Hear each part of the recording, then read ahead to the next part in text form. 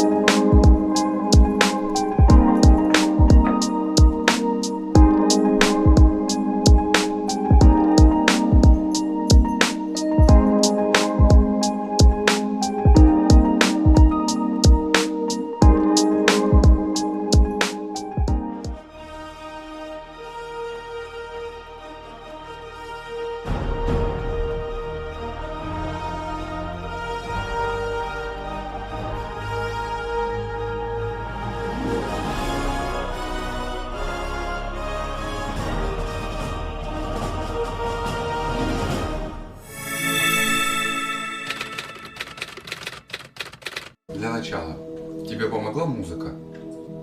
Помогла.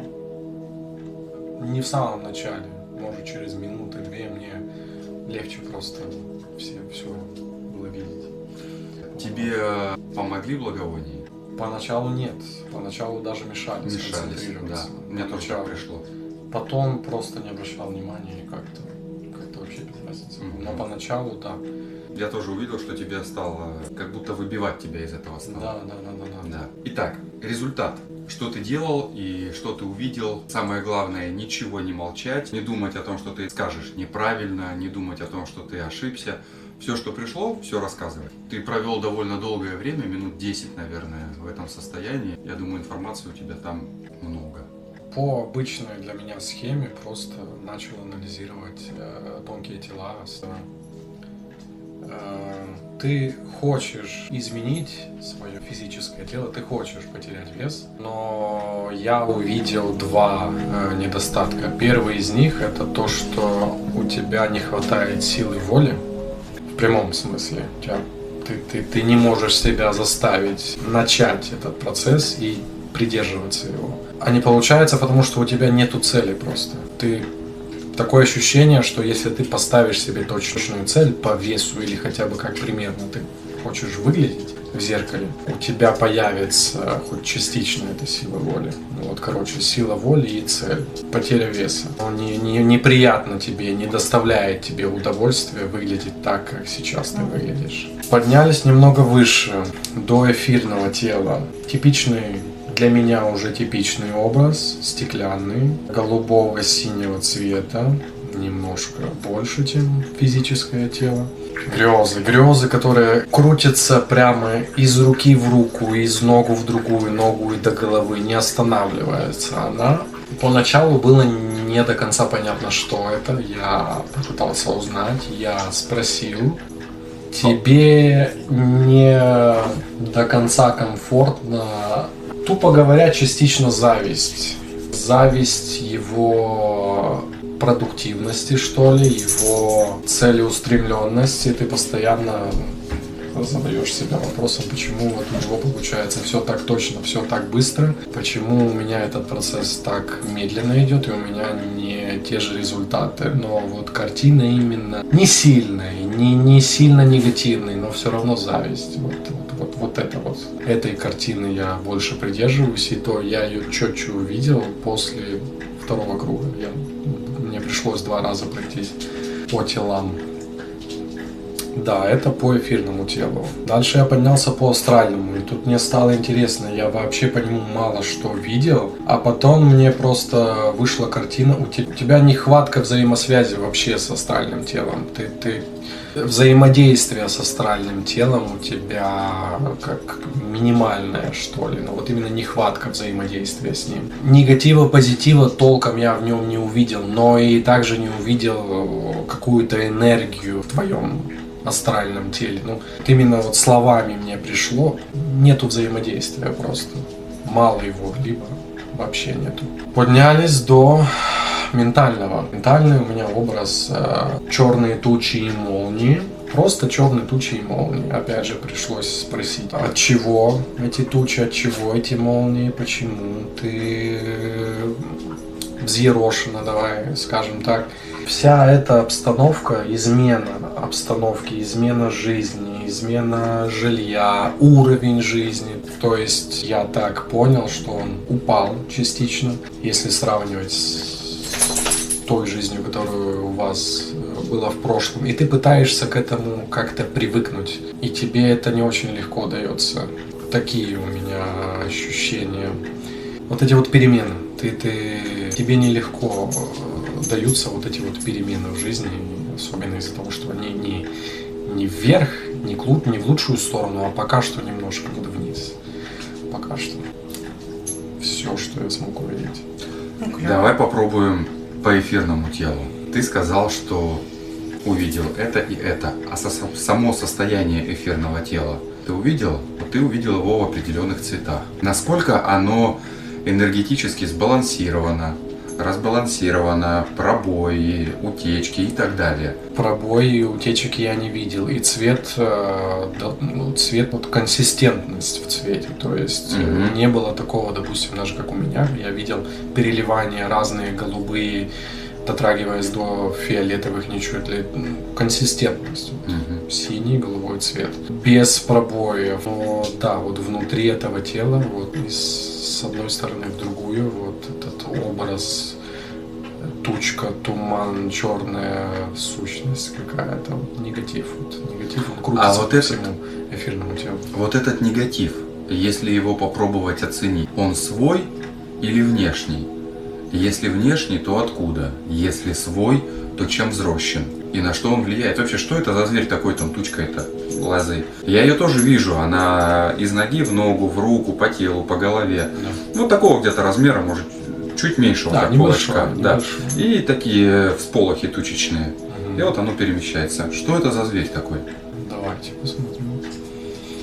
Я нарочно не участвую, потому что это твоя диагностика, и даже не подталкиваю. Я просто задаю направление.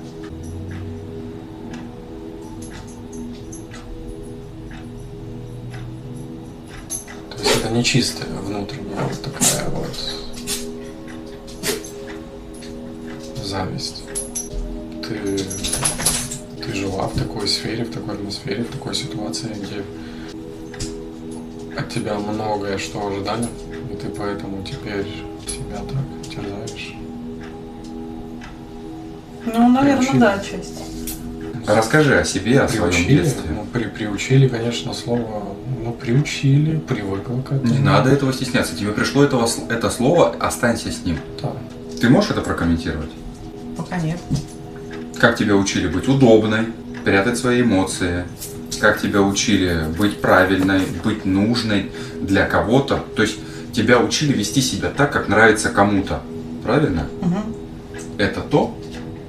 Это то. Это то.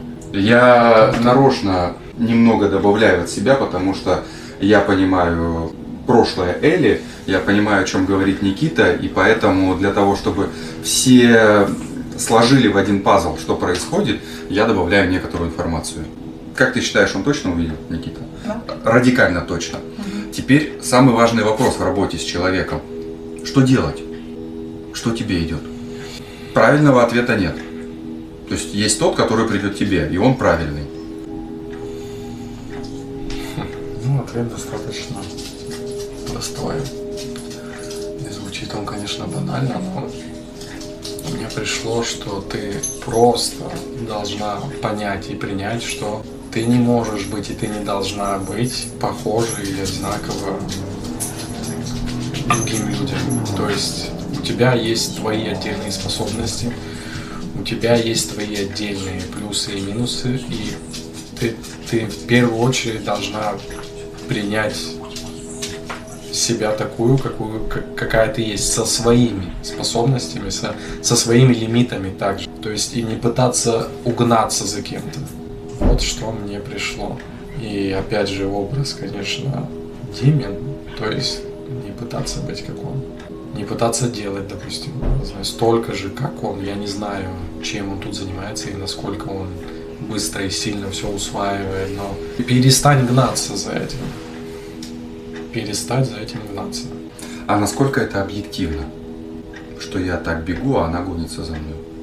Действительно ли я так бегу? Не ее ли это додумки? На самом ли это деле так? Ну, это в ее взгляде ты бежишь. В её взгляде. В ее взгляде ты бежишь. Это выглядит как ты туда-сюда, все сразу везде. Угу. Это в ее взгляде так. Угу. Субъективно получается. Субъективно. Да. Угу. Но опять же, не сравнивайся. Вообще ни с кем. Образ Димы, конечно, наверное, потому что вы вместе живете и взаимодействие у вас постоянное, но вообще ни с кем. Ни в лучшую, ни в худшую сторону. Дальше. Что дальше? Отсутствие взаимодействия с астральным телом. У Эли в связи с переездом довольно сложная психологическая ситуация. Назовем это депрессивным состоянием. Даже без натяжки таковым его назвать можно.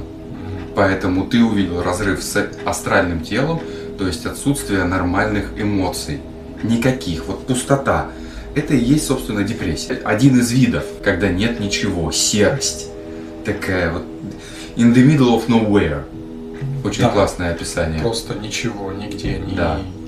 И исходя из этого, поднимаясь выше на ментальном теле, что? Как я и сказал, тяжелое время, тебе тяжело привыкнуть к этим всем изменениям, которым вы вот за последнее время подвергаетесь.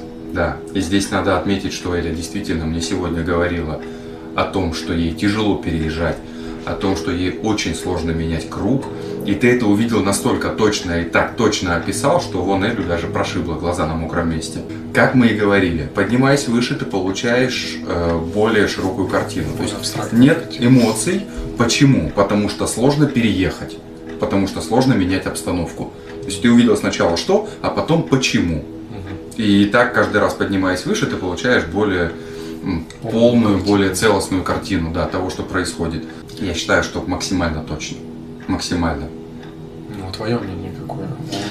Хорошо, а твое мнение какое? Я тебя все-таки... Очень интересно. Нет, все, что ты говоришь, оно так и есть. Но вот я подумала насчет зависти к Диме и вот этой вот ситуации, что я хочу за ним угнаться. Вообще, я тут это как вспышка сознания. Ты абсолютно прав насчет, ну, наверное, зависти, потому что когда я что-то делала, ну, чтобы получить результат, я очень много сил тратила. Он вот так это делает. Прикольно.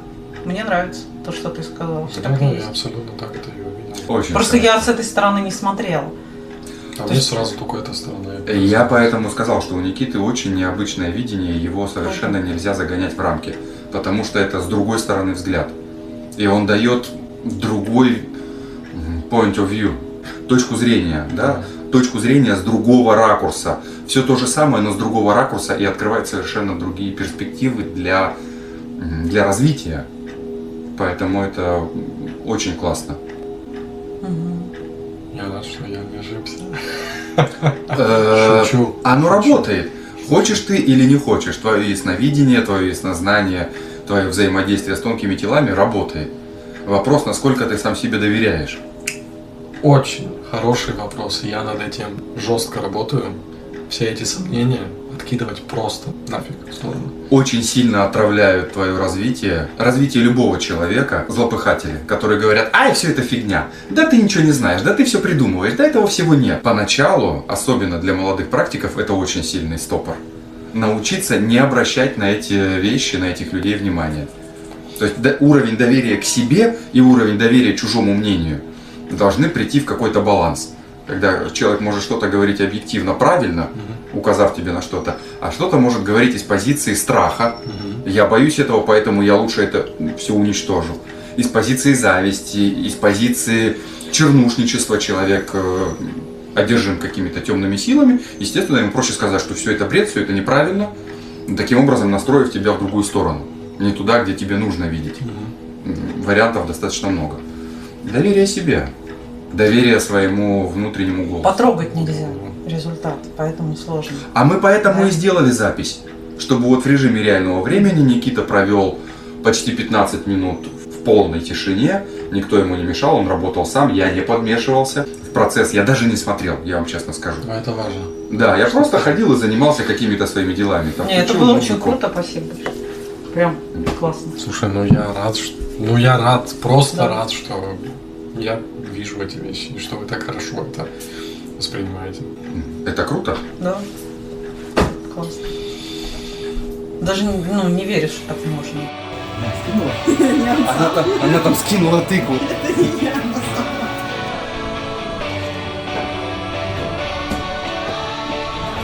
С другой стороны встань, чтоб видно было. Это не мусор, вернись. Да. Вот собака. Тузи, иди сюда. Не, это, я думаю, не выбрасывать. Да. Тебя не выбрасываем.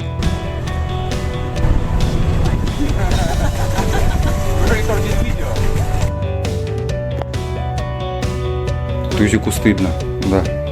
И моим ногам тепло. Вилли. О, привет, мальчик. На том и сказочки конец. Кто смонтировал, молодец.